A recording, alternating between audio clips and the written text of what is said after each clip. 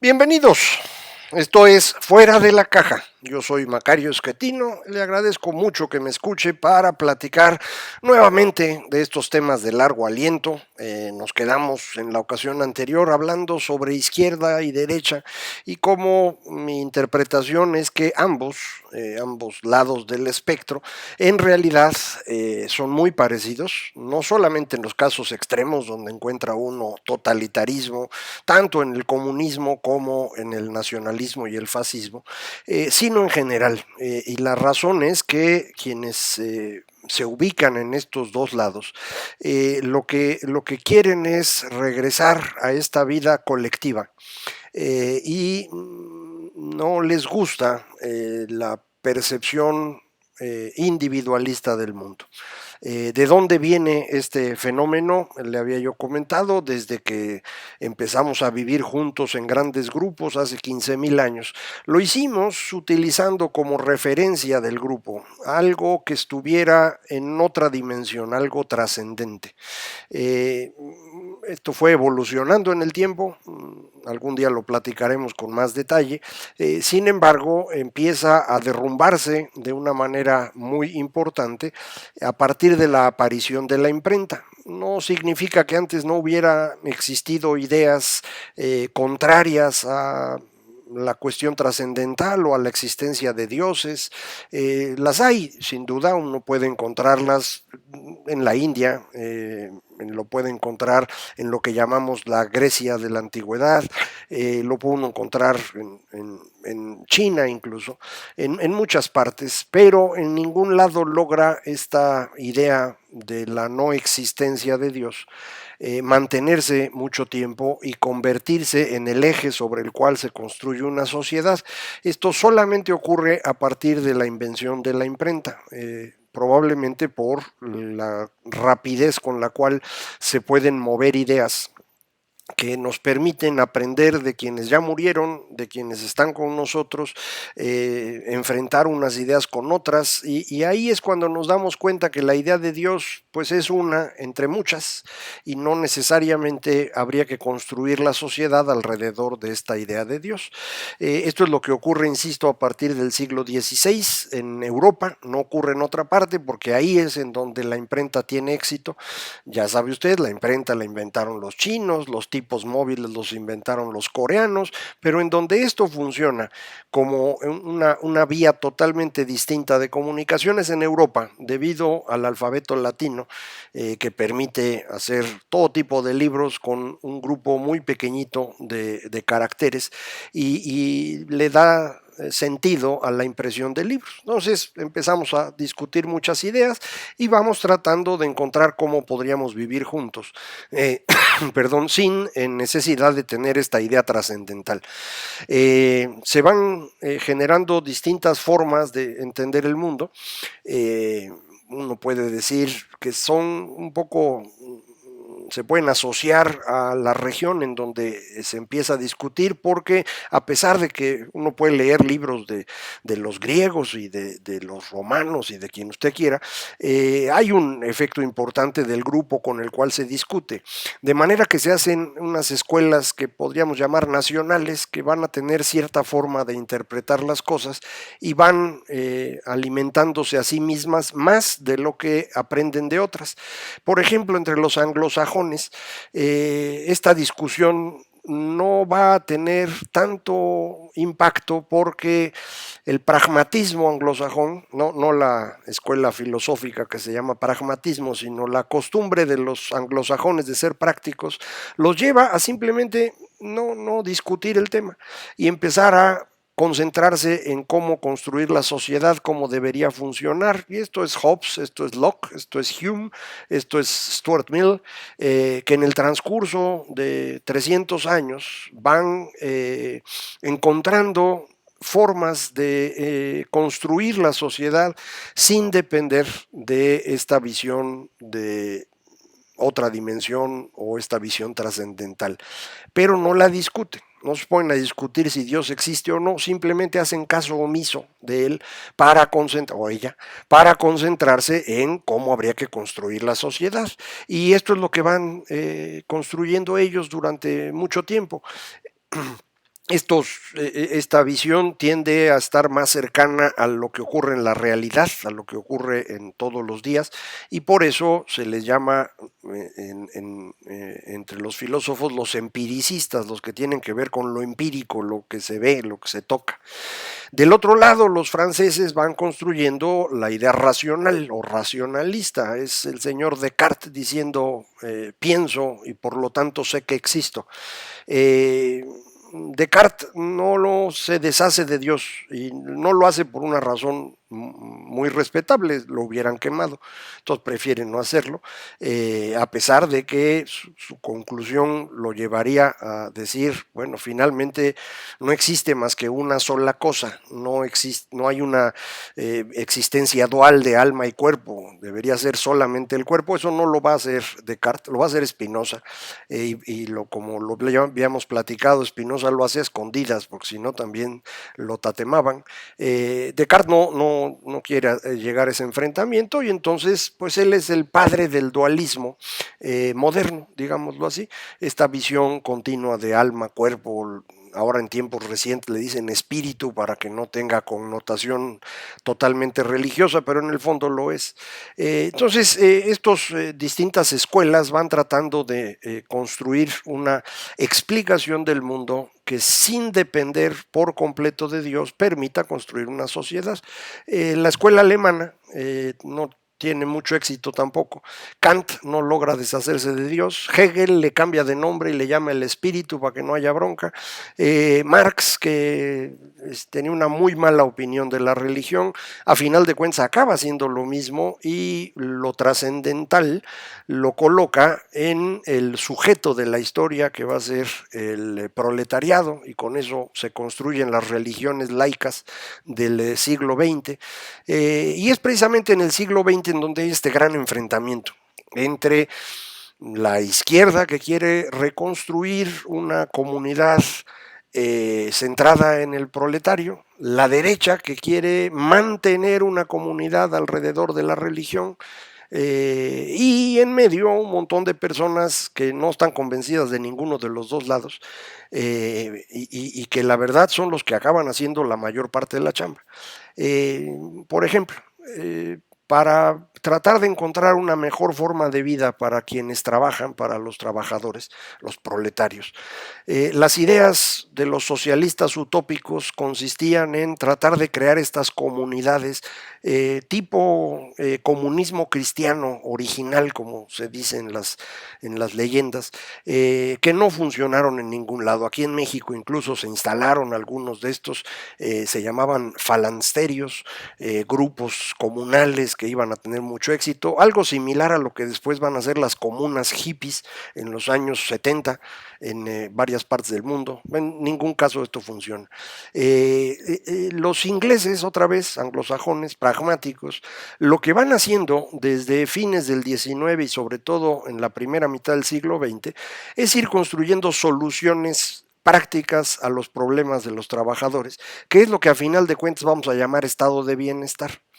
La primera medida de estado de bienestar se la debemos a alguien de derecha, al señor Otto von Bismarck, primer ministro alemán que construye Alemania alrededor de 1870, y lo hace precisamente otorgando a los trabajadores derecho a una pensión, para con ello ganar su apoyo y poder enfrentar a los prusianos orientales, que van a ser parte de Alemania, que eran terratenientes prácticamente feudales, si quiere usted. Mucho cuidado con el término feudal, que se usa con demasiada liberalidad y realmente no significa lo que uno cree que significa.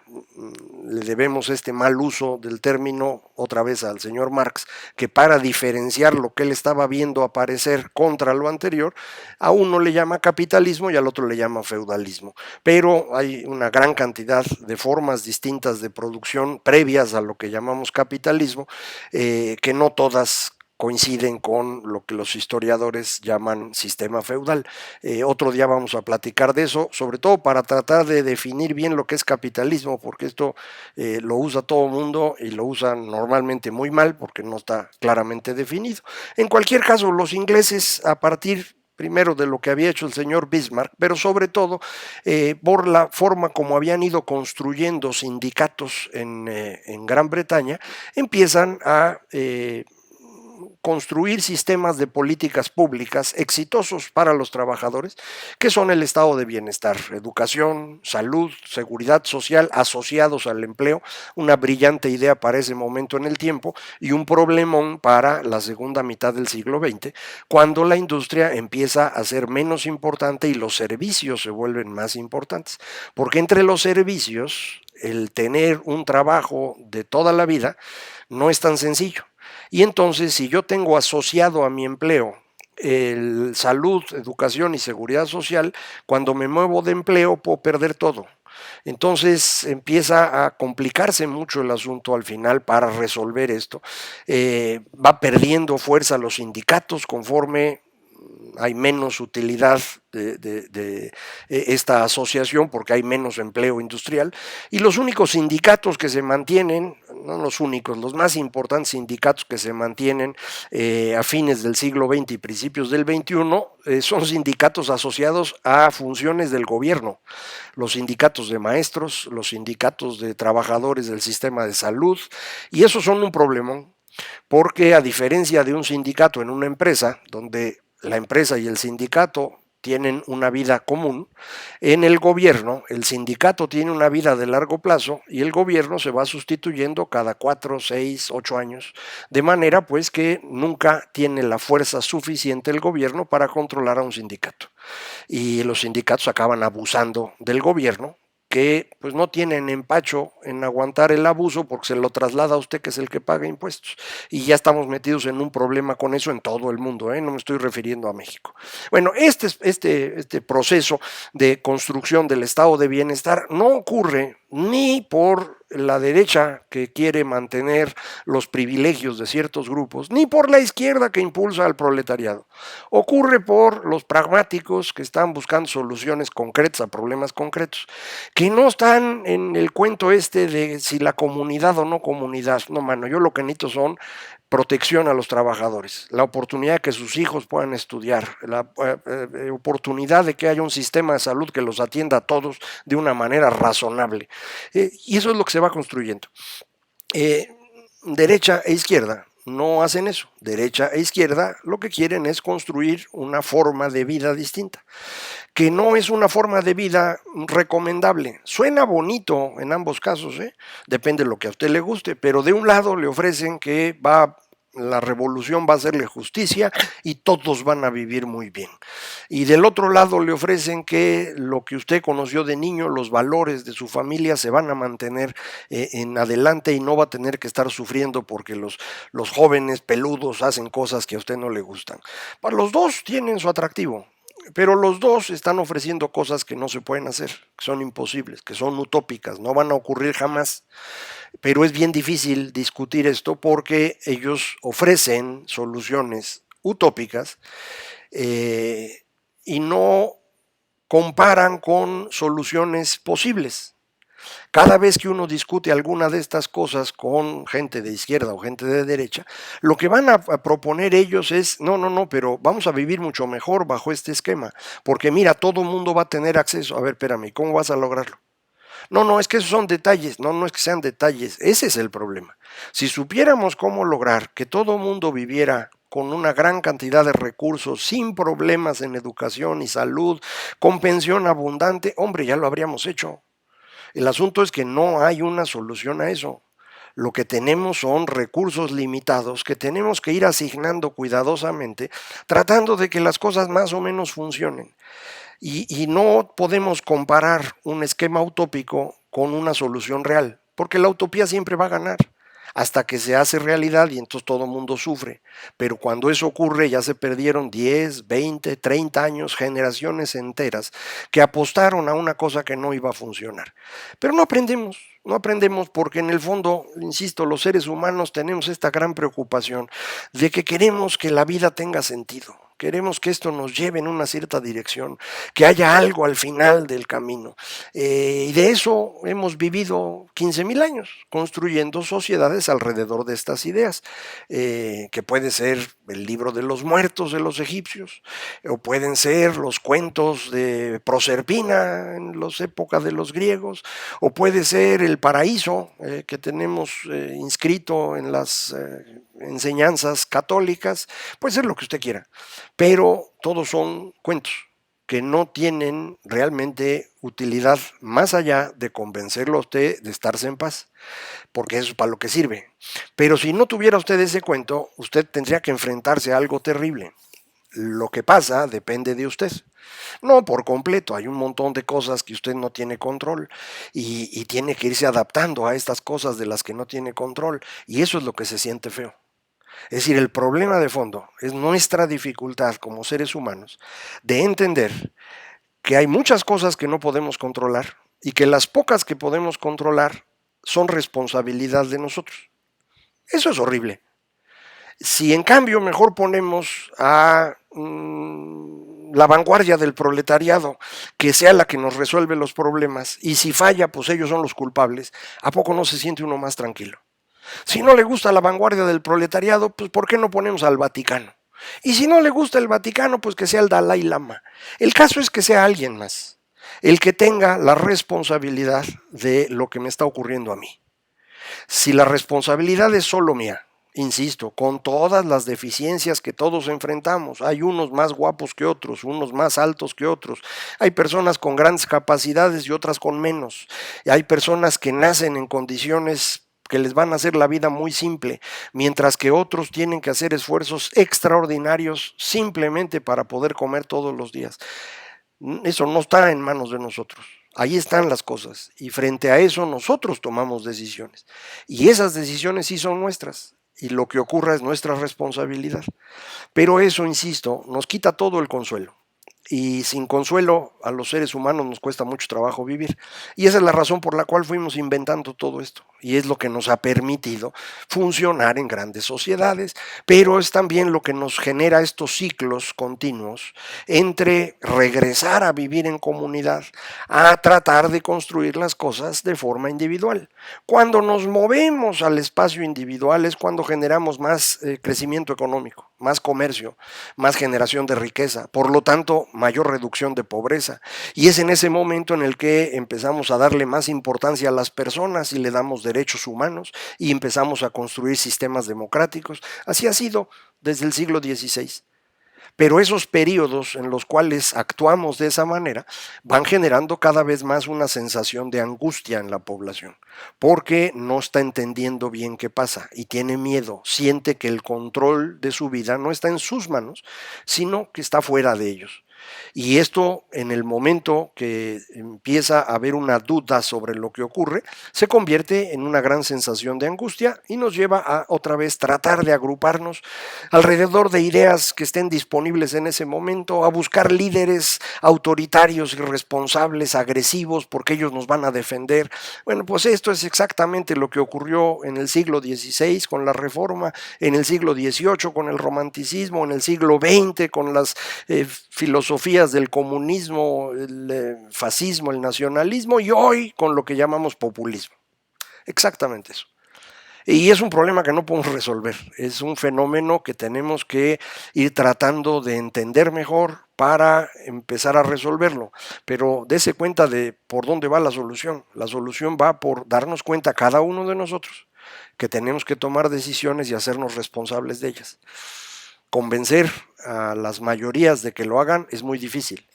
¿Cuándo se logró? Pues se logró después de las grandes guerras religiosas del siglo XVII, se logró después de las grandes guerras que tuvimos alrededor de la Revolución Francesa y la extensión napoleónica, se logró después de 2 guerras mundiales y la Guerra Fría. Es decir, es después de un periodo de mucho sufrimiento y de mucha violencia que la gente dice, a ver, espérame, mejor sí me voy a hacer cargo de mi vida. Yo tengo la esperanza de que ahora no sea así, pero es nada más esperanza. No tengo forma de garantizarle nada. Yo diría, bueno, ya aprendimos después de tanto tiempo, pero pues ya ve cómo son los seres humanos, que no aprenden nada. Pero de cualquier manera, aquí vamos a seguir platicando, a ver si mientras vamos encontrándole salida a estos temas que pues a mí me gustan mucho y por eso los comparto con usted. Muchísimas gracias. Esto fue Fuera de la Caja.